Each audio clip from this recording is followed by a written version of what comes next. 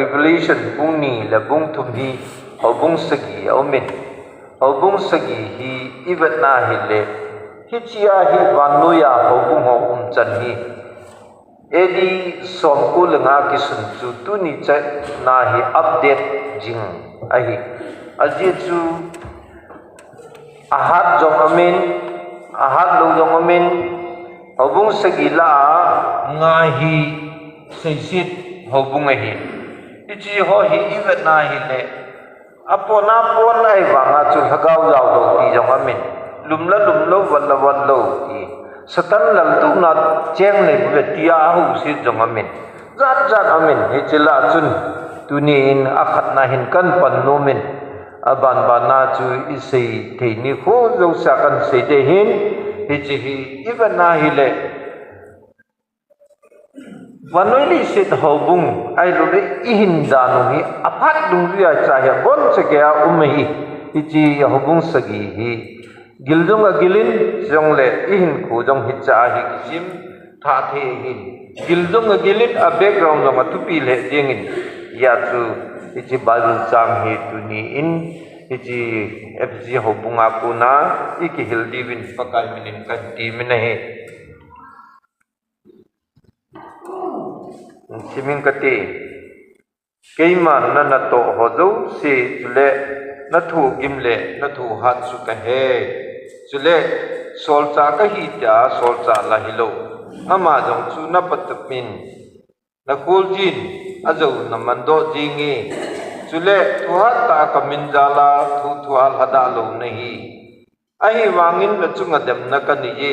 nang man na ngai lut masa chu nal hatai ichije chun nang man hoya kuna na lu ham ichu geldoin chule na lung hejin na to masa ho chu tongin achu ti lowa na lung na he lo le na hinga gang ta ka hunga na mewa kum ho chu au na kuna ka chun mang da hi athu theng acha te de than phathi bu be pi hallang chi bible changa kuna hi imu do khat chu ipi ham mi ta hi le ichia hin fc ho bung hi ivena hi le thilkidang ta pachat unta pachat na ngata apin ai wangin ti khanin na juwi na hi le lung thoi amin lung ki pa na la chun lung ki pa lo na khat an jui pai jingin ichi ho bung hi kavet na hi le tu la ya e ho bung ho di ihin dan tu ki bangjin tin ya chu ichi hi nasta ko kan sa hin amasa pelin fc background tam khat kan sinomin fc ho bung hi event a hi le mi tam ta in polin atun do in asai ai wanga hiloi gilta event na hi le pol ahung dot masa pena tu bela chun sol ta bung som la ku a hin mi tam ta fc hi pol le ka thot ai wanga polin a phu do dana sei umi hiloi gilta study bol ne chun hiloi polen phak masat pen na hin ama hi jerusalem ma bolding ani ji chuna chi pai tan solta phasa khat andal ha in som solta bung som lagi na hin ichia hin ahung ki le kinin ahung a hi le ama sapena ama au na hin mi ta san cha somani believers 12 believers nom ta ne pai tan ngai lang critical ta ahin ni chu jo itiam hi jong le ke khul to ki tu lo hi na ti jong le na sei the complain the phate chan sim le jon pol phu do ahi pui number 1 I had you chu pol ahung hin ta san cha som na ni nom ta na hi ya chu hi chi ho bung hi koi hona na phu do hin tam ti hi bible scholar ho kinil na hi iwan na hi le amasa hu pen hi risla le kuila amani hi ahmani ni hi amani chi ho bung hin anam me hi aju ting le ani na hungi tu sai thêm ta polin jong apa cha polin jong polo bangin tu sai thêm hi jong lang ti chan nge pol le kha thêm tai wanga apollos ama hin apa cha ai apollos kitipa hin ichi ho bung hi pathen thu asin icha chun na sata in ama dong hi gin chat ai za cho min agin chaw a hi wangin iwat na hi le Bible thi mo sudana hung masate ni akun hidam ai lu le Apollos zo hidam ama ho hi Apollo kiti hi mitam ta de ajuda te angai sa hi te chu Old Testament campaign hi kiti chu pa la chu ama hi well versed Bible Old Testament phat ta he mi ahi wangin amma chu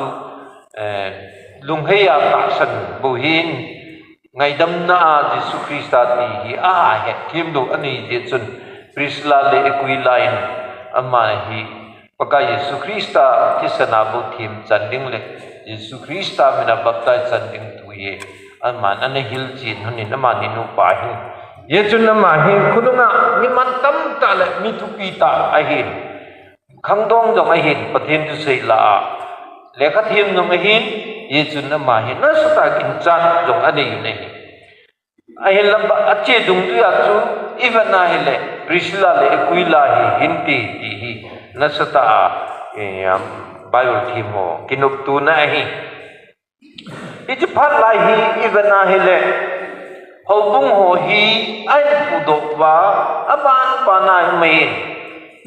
ivana hi le ichi hobung hi sol ta ho na sa ta ana pi wa ana bui pi hobung hi Bible dung ju ai ivana hi le ichi lai mu na hin John jong ama hi pastor na pangin bishop akitin chuting le ita banga chu Tychicus kiti ho jong anomin chuting le Timothy kiti jong hi anomin iti chuna ma hin an bui piu hi John chu John tu na lekha thot pa ama hi jong hi ichlaya hi ana hi nahi enjoy sei bangwa chu ama hi pastor ana panga ichi hobung he nangai lu ta a hi nahi Paul ama ta jong phu doi lo wang chela hi kumthum manomin kumthum sunga hin pathin tu sein aban banan mi convert a bolin ama ahung sapina mi som na ni ta san sa ho chun na phu do hobung aban bana Paul hi anna hun sa Paulin aban bana chu anwa kumthum sungai sol cha bung som la ko chu veleu chu sim leu cha chai langa chu kipana tu pa ka to mol so pole sang som ni le li langa chu som bung som la ko Acts of the Apostle cha chu man Jerusalem an chile na lol ki tan de hi hitabanga hi na khot nangma hita na ki kan de hi ki ho hi kim gao agabu so hin anavet sa o hi thilhung lung do he ai wanga chu mi ho na ka o hi milita sa pa na hobung po ko wa hitabanga na kilung sidan kumthum sunga dan thei ta mililung muji kana tu hi pathin thu kana se hi la za chom chom thil lem hung de hi jong le chingi ho aku na chu na ke hon phat yo hi ti hi ngei ti chu ngei in kel ngoi hi ane ye ja chu hobum mi hi ta san cha hi kel ngoi to te ka hin satan ai lu le thil lem ho hi ngei sai so ti hi na chi the diu hi phata ching the ta nam di thilung lung ding ho hi an nai hilla ita banga cha na ki ngong koi wa na ki ka hi pol dinga jong hi chau bung sumul te lo Tychicus dang jong sumil te lo Timothy dinga jong sumil te lo ichi sol cha ngai lu John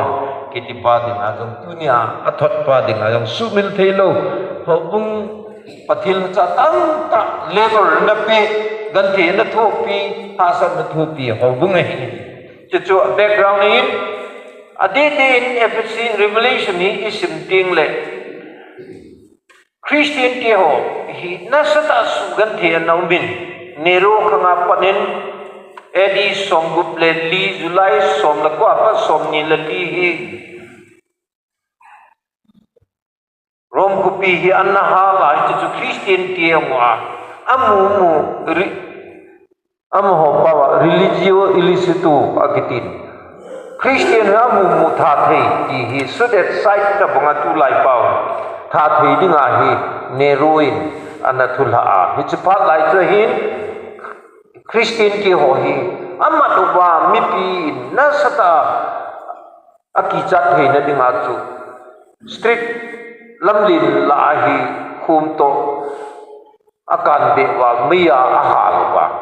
mi ahing changa to halwa tabanga chu enjoy religio illicito ka ti chu hi chu hunga mi jo sin Christian hi tha thei ding aje chu Rome te hi chu phat la chu imperial worship Kaisar worship ki di hi umhi amahin Emperor chu lenglin pa chu lenglin pin inahin king ho aku na chu emperor chu Caesar jong itivin chu Rome pa hin hi Caesar khat ai lo le emperor khat chu angi phat le amau kun pakai pathin Curio Theus adiwa pathin no hi sao chu ting le pakai jong a hi sao hi chu aho wai ama masa bo khopte ma bo ho wai e ho so sanga hi ho so chu apa na cho a aba nai ho cheng hi ya chu ama ho cho na gam sa cheng ho cho ma thwan ta long chu rom te ki wai hom chun vanoi le sina hi gala sa do wa ma ho hin gala zo wa hat pin chu leng nia hi chu leng chun teka na Julius Caesar ti ho tabang tu sim chu Augustus ki ti ho tu sim leo chu kalbon ngai ha ajo wa ji ajo ama ho hi gampum pi cho ama ho thunu ya gal hat ahana hat mo mo ya chu koi ma chapa ngam lo apa ngam lo se ma pathin to banga ho hi chi pathin to banga ho hi Christian hi num no adia Jews Christian ho chu mi masanga boku idol masanga ti milim ho milim masanga boku loi ja chu amo na do wai le ti Christian ho chu khan ni ti chu ti chin leng lim chun thupi ani ya hi banga chu gan thi ya chu Domitian ka nga hi e ti somge la khata pa na som ko la nga hi ma wai ho min kum sot pi hi ti phat lai ti ya hi sugan thi ya Christian ke umhi hi phat la Domitian kiti Kaisar Domitian hin hi John hi Naidut John hi exile ti chu anno do a ti gam sunga na chen thi lo ding ama hi khat bi jong ka ta Satan hi cha jong chuin tha sei lem ama hi khang belen tak sunga chu athi na dinga thau suklup la chu ale lu wa ima chathum lo hi cha ko na chu athi do lo ji achu tui kul alanga tui dim se na tui khanglin tabanga aijen si aijen tui khanglin ko ma ko patmos tui kul kiti che aijen na ko akoi wa cha ko thingyong ke lo ham pa yong ke lo en che lo hin ne ding yong lo chi pa na chu athi pa na thi dinga chu chila tu lung tol ho boi mule gan cha atang ba cha ho bo leng lu jiwa mo chu cha lung tol ham ai lo le ngam cho nya an na cheng ai chilai na chu thi dinga a koi wei thi phat phat na thi da chilai mu na chu pathi nin vision an mu sa chi gau tu na isu fc hobung sagi hi paka yesu mit moi hi chang hi aki phat ai la ban lo ya hobung jo se condition hi umai akhanga khanga hi umai ti hi paka yesu na het ya hi chi thu su hi chi mu na gau thua gau thil mu hi hi an that hi ti cha background se la sao be se tu ti tan ti dunia hi se non pi pen tao chu fc hobung hi pa chat dan chu number 1 hard working na to hard number 2 patient ama hoi thu hard hi number 3 concept do thelo intolerant of sin chu ting le number 4 chu dealing with false teachers hi ta bang ho jo thua mi le hi ti jong man do jin ji jong chwe het number 5 ama ho hi motivate to goal e tabanga chang thum na chu motivate to glorifying God but hi chu anei we alang khana ama hi ivet kina hi le hi banga ana ha na hi banga anda thupi wa nga chu fatal flow iti khat chu effect khat anei nei iti effect hi ipitabangam iti ai le hobong hi ang subject ta nei le pathina ngai lut naw le paka Yesu Krista an ngai lut naw le paka Yesu to an kiloi naw sol cha ho to na kiloi naw sol cha ho to aki ngai lut na ho a chu ting la pathina ngai lut na ho du si hi an dai na hi ti hi ama church where dying ama ho hi ipi ti mi ta le orthodoxy ama ho all way of living all way of activities masanga abol ngayu iti sedam tua England na gaum ho in a het hin katupa honong hentin William Carey Church kiti ho ai lo la Pillsbury Church kiti ho e ho India pathin tu sei min tang ho church kiti ho bangi tua hi vetango church hi talo museum tabanga abang chu Hare Ram Krishna movement ho na kila bang khachu theater hula nei akai lim talo aje cho short pesa keno ka jol pa David tong yam khu ka dong le ka jol ji ye mo mo ham ka ti le hitai i don jol e ho bung ho jo an bian a short chana hi hung boi di he over 900 years Christian ahi phadu win abo ta he sa ta bong in me ai wangal la Christian to kilo lo jong le tis hit ta bong jun lui be se taw na apathin hu jong adi dia liturgy bol ho ko liturgy choi hille I taw na ding yung sa isa ding yung sa cho chu I cho si ku angai ang mo atu radio handa na lawa hita tu thasam je je het hita banga chu hi chi yong hi dunya hi ke man na thu ha na to kim na jong ka hen na to ho jong ka hen sol sa ka hi tia sol sa la hi lo na pati min na khol ji ai bangin na man do pai je ni thu hat ta ka min jala hada lu jong na hi pata nam dan chu hada lu hil ki ti chu ai bangin na chung na dem na kan na ye chilai tai hi hang kho pen chu nang man na ngai lut ma sa tu na la tai pata Sujat la chu hijin achunga si commendation nga nei chu recommend le commendation bidi ki khiala hi sa pa lang chu sei da tang ka ti pacha na nga ho lu si chu jin ken sala bol ya chu ai wangin dam na kan ne ye ati la chu na ling lu poi ti nei chu nai lo ha quality nga nei wa nga chu hi na ling lu poi ti nai chu ipijinam na ngai dut ma sa chu nal ha tai kan kutia ho pathinin avet dan le mi vet dana hi e ho hi I pat thowi na kai hat ji dong le pa chat ki pat chang thoi hi alo la kil pe janam khat chu I pe jingai le pa chat ki chang jing hi Ari wangin paka Yesu Kristan abat bang tu cicu hi ke kalungang kilang katum chu ja kalungang kilang chu sei pe ning lam masang khatum chu kana sei tuing kalkat sei nom kin nu pani hi agana nagan thi honen ang ho do ta a ho honen city li ta bong hin dukan ani honen gari jong chat ani honen a cheng thion a cha te yang mun chum kampa ma even overseas mun chuma foreign la ya am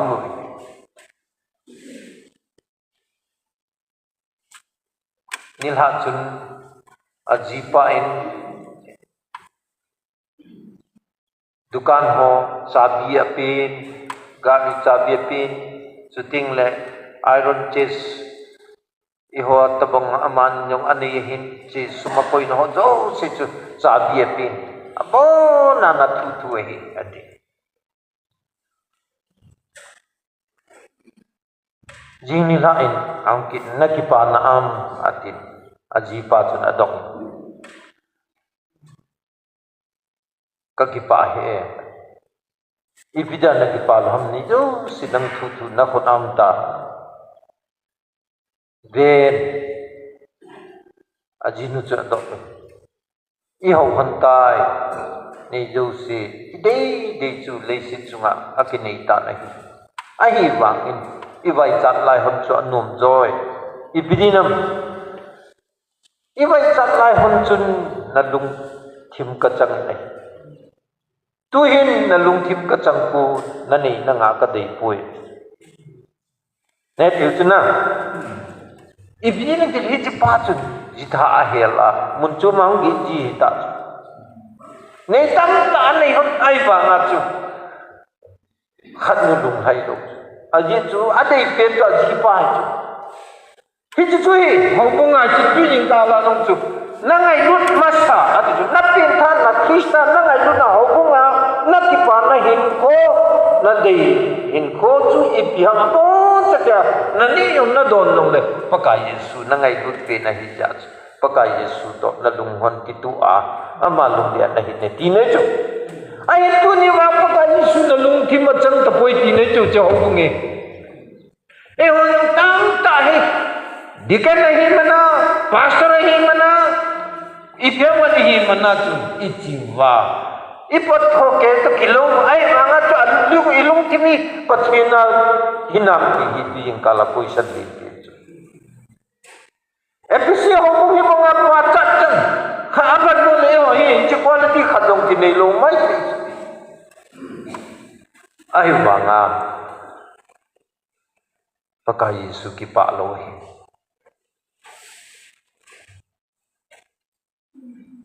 ibijinam nangai lut masa nangai lut ati hi pi angai lut Yesu hi ama hon number 1 a koi lo i honoi koi lo hi tam tai bolong papa loi mi chi mana chi loi mina pi mana pi loi mina to mana tong loi ka po sunga hi sei phat ka chan ne ta dikan ka hi sunga pasal ka hi so ti mai yong chi paka Yesu lung thim hi lo pi apona pat tho Yesu nei lo pot tho tamatam ipi tam ni adong hi lo apelu ho tula la lo hi jing na jo le api tam ho cho ki sei si bang jing ahi banga chu ka se no pin ta ju bam ti le Yesu Krista hi chi sunga hi lung thim sunga hi lal to na to lo le thi lo Yesu to phat le mi ni mu hi jong le ka pa ka Yesu ni mu ki ti the ke ka lung tong kha chu Joseph chu apino anisia English Bible did she had been pursuing day after day to lie with her ama talum khom de cha chi dol dol jing ni khat si jong lu chu day after day ki ti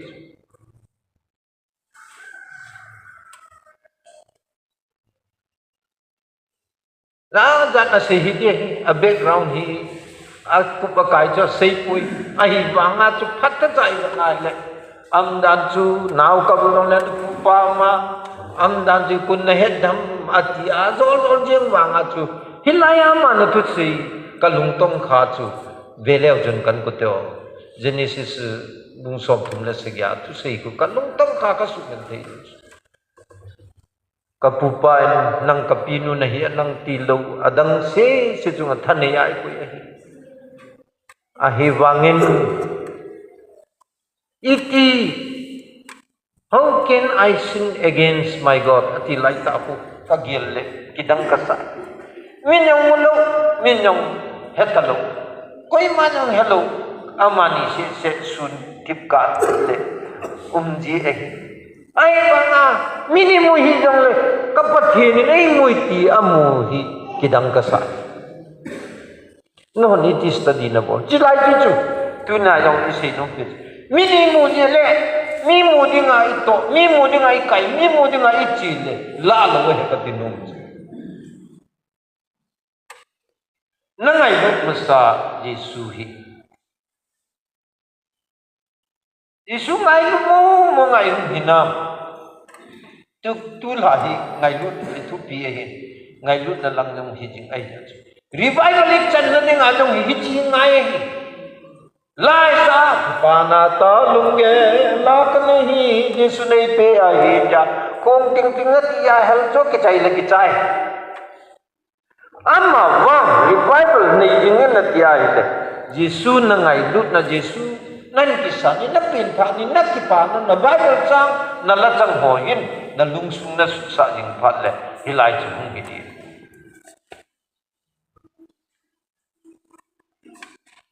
nang ma hoya puna na lu ham adi ke ka tuing ka la hi ken yong hi chi ka sei nom chu kan ku te hoya lu ni chu gel doi ati hi tu ni atha ho bong hi pida dying church tunya hi khi ham ho bong hi building ja hoi mo hin ni lupi a tsunami ho la sa thu sei ho win kai anok thal hi chu cho a ho bung hin he kaloi nuil kartin chi hi avian hoi sa le jing ahung kai hon do awin sung an nom me a hi wangin hagawa dau puya ti kalunga ki lang no mo ka sa le jing kei ki hung na bang kalan kalung thi manain ya chu tu ni no hoi ha na lu ham hi chu kiang doi remember gel doi hoi lai ham na bu na sun ji ham pai ji ham na yo na se ji ham ai lo le pa kai Yesu sanga na ngai lu jo I pi mam ti tu yin kala check ki bol di ka de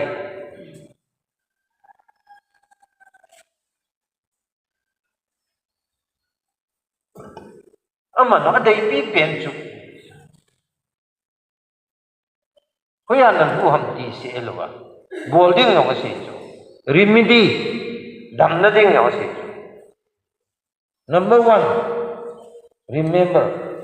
number 2 hoi na bu ham number 3 repent na lung hein number 4 na to masa su tong ni na san masa chu ki san ipiham na san Yesu Krista poli na se na rom bungi na chu isima hele achai na lama chu lung se nung ta asai ne ipiham Krista to ei khan thei ding adi chu vele chu le sit til wana le yang wan ti la ipi jong le Krista ngai du na ko na ipiham ei khan thei ding achung pe na pui dunia yang hono chung nung pe na ikui ngai nei adi da sa iji sang ngai lu di cha sang ngai lu di I professional sang ngai lu di iki ba na ho sang ngai lu di teka na saikula lakan hung kilan isa nga chu number 1 na Yesu hawina na dala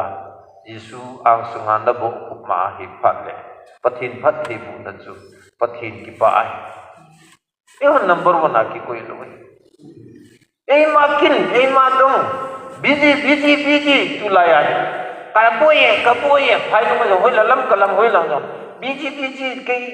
as ojepu ke hi program chipro chicha ta busy tam ta save ta cho busy aku na hi paka Yesu to ki chan tu la hi min than na khana min la ai wa nga chu Yesu sangat dang ade ya chu tu na hi hoi la ya ni hi yang doi na lung he yin na san chu phate tan ki san ki ni inai achu ti lo le na hi nga gang ta ka hunga na mi ba khu mo chu au na ku na ka chun wang di ko le ni chi warding warning it ya tu thagao hin kwa jong hi expel ine di ohe katu te ni school bol dan ki se na la warning ni student tam ta kyu mai Christian tam ta kyu mai dunia ibon cha Christian hi pastor jong Christian student nei aje tu teacher tu paka Yesu boy e student nei se tu ngai it to ka hi paka Yesu school kai warning ki ne hi tunai ya tu kan ko te tu jing kalin paka Yesu Krista in asai hi choi na joai le ipi ka pe de he tim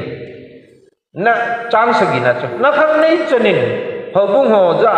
hi chil hagau thu hi ngai hen hi chi jo wa chun keiman pathin ol lim daya ka ngai nom ta chu chi lai na joai le keiman paka Yesu promise chu pathin ol lim daya hin thinga chu kane sa ding hi pathin thangwan ha cho ka sei masangin kalunga kilang thatun cho kalunga kagel gel jing hi ipi hammi dai le paka Yesu Krista le hobung ho hi ta san cha te ho hi injuwa ka sei bonga hi akiching ikichen ni hu de ikichen da nu hi ka benai le paka Yesu Krista to hinkui man hom da nu hi inu pa hinku jong ka te ka ni Reader Digest aku kapin tha feel like I come to 1984 life 81 na kapin tha ja 82 83 jo tu kasima le ni khan hi game college library ko katu ka vet na laughter is the best skill ki life kasima kasim nom jage nui ya nai ka tha nom ji cha chu nupani tu sim ase mi tam ta no ase tai che ke sim do che kon avel vela na ja sa ti hija aman ase khat nupa ni tu sim ase chu nupa ho tu sim ase chu tu lai nupa ho hin ku hi chingom kil hai hi atin aman asu chingom ku ilai la tum ilhum let alhumalhum inet ille ava tam cha zo na tui ta bisin lai nu pahin khujong hi amana sinati ka na hi le angaya ki ngai bin ki cheng la kinau azo na aki khanun tui ta bisin la bongin aki khan be ka ki lai le ata ma chu tuna yo hi e Christian hin khujong chu hi bang se ki su 81 82 83 ai ma tu la nga hi ka Yesu hi a shet la nom kani ka bolthi tahe lung ka yo the lam ka langaw ka ti pathin noi ta au ding ali cho bolu ding khat ka bol nom de dil aki khan na sil la to kilo lo na hi ta bang haju ka lunga hum ki lam cho ya chu tu ni a hi chu chi hi lo hi iki ngai lu lai ki chen ho inui pa dong ki dei ho chu to hun ati lai ki dei che ki ngai che tu na hi kin kahin sei nom khat jong amine hi family after Dr. Macmin ka sei pai na man so check your luck barometer adi nahi ama hi na sei ti bam tile barometer hona da basat aten je hi ada basat ale ijita banga hi tu na hi ho anong hi iki ngai lu na ho hi iki chen na wa yo ijito in ko hi banai ki ngai lu ta iki chen yo hi ko hi kal jing na chu langa hi adigri kal hina ai la noi langa leng la te ka na chu level ka mai noi lang chu ada thermometer ho barometer ho ate na ko iti ai la adi ja barometer aku 0 apa na ko noi lang le minus degree ada batam ku minus 1 2 3 ta chi tu na hi freezing iki ngai lu na paka Yesu Krista tu ngai lu na noi langan jarana na ta leng ha tu kal tanu ngai lu na sang je tanu noi langan leng hai biliam kala leisit la leisit in kuin influenceable se be se ade den sắp băng hồ dòng hi về leo rồi ipieng ngày nanu anu apa ngày tu lâu su tu lại tại ama hon phone ngày tu mobile phone khát smartphone khát ichop pi le room khana ki hen pi the bu kita ju yan nang ayo ka le ki ga ki vi yan nang le iti mong mong do ke ka lung dong aye chu angai lut chu anu apa yang hi lo chu angai lut chu hi chwa tu chi mobile la ya chu cha te ho na ki al diu ka de chi phep le thil poli aplu hoi lai yo ka se hoi ana luam hoi ai ki ka him sagawin ko yung ta sain ko yung na study yung na hin ko hi ta hin na bol phat lo le na chu na diu chu chi lai chu ki se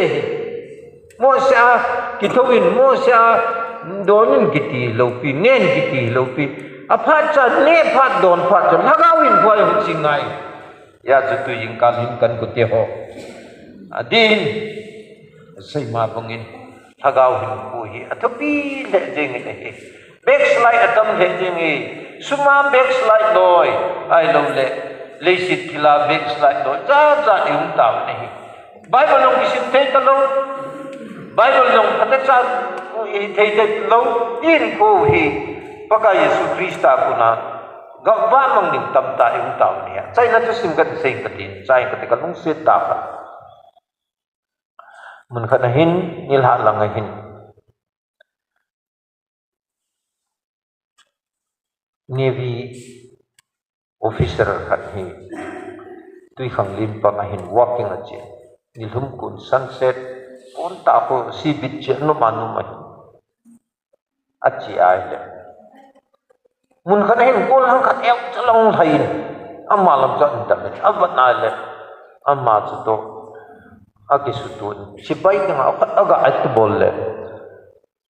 asana le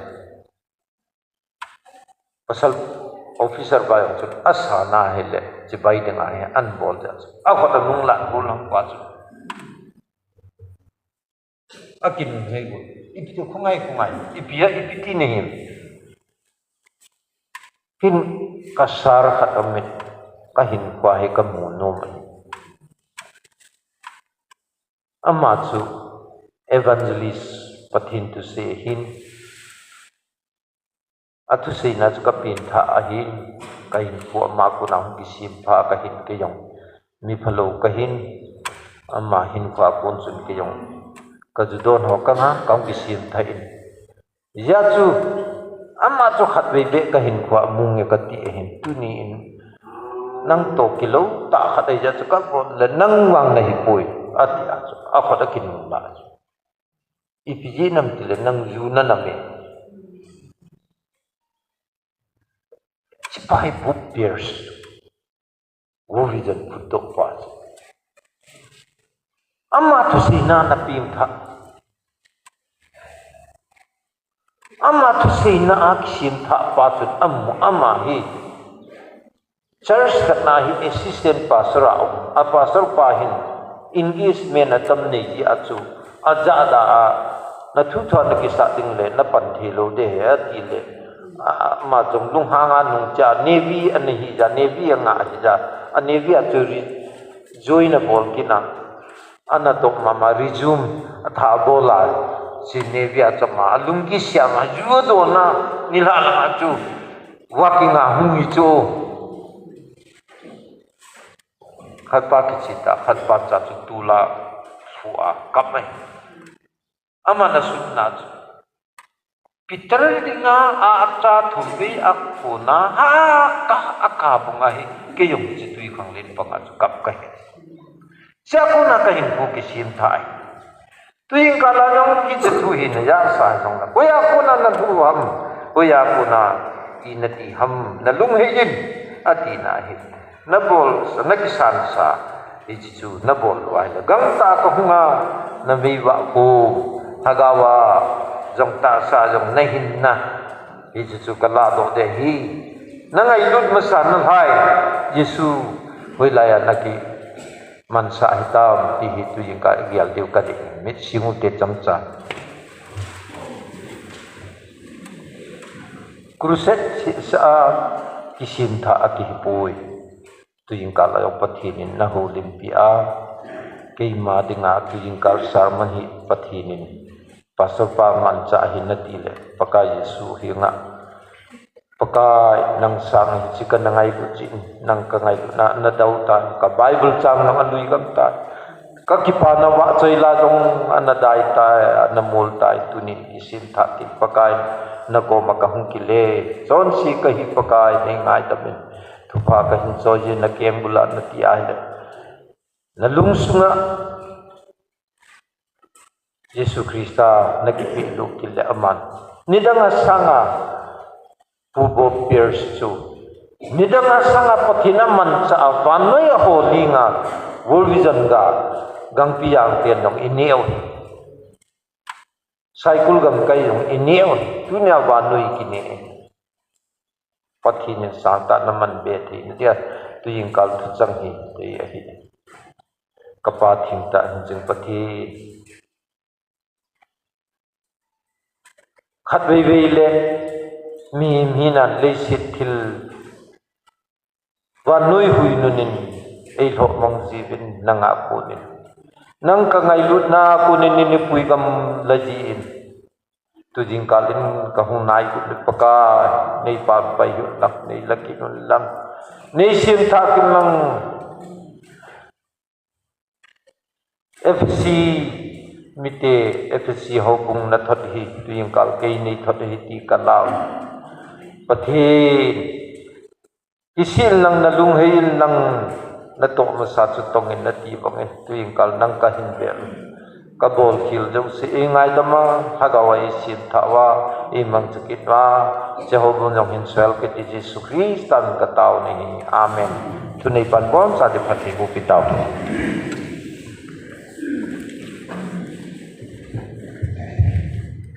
Ipaming kupi ngai ta